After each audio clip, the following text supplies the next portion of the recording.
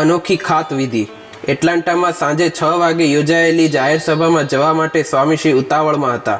એવામાં એક ભાવિક લીંબડીના ઇન્દ્રજીતસિંહ મળવા આવ્યા। તેઓ 15 વર્ષથી અહીં રહે છે। તેઓ એક મોટેલ બાંધવાના હતા। તેના ભૂમિપૂજન માટે કપડામાં માટી બાંધીને લાવ્યા હતા।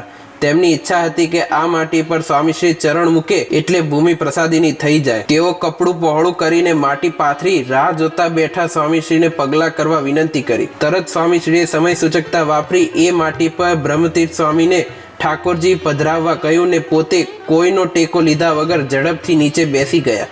હરિકૃષ્ણ મહારાજના વાઘા ઉતારાવ્યા ને હાથમાં એ મૂર્તિ લઈ માટી પર ચલાવ્યા। ચરણમાં ધૂળનો સ્પર્શ કરાવ્યો ને ઘડીવાર તેના પર વિરાજિત કર્યા।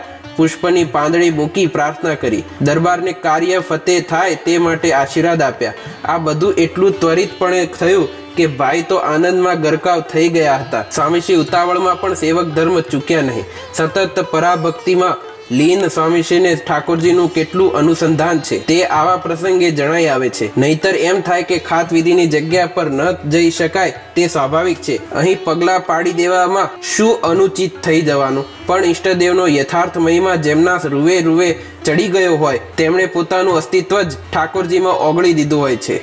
જય સ્વામિનારાયણ।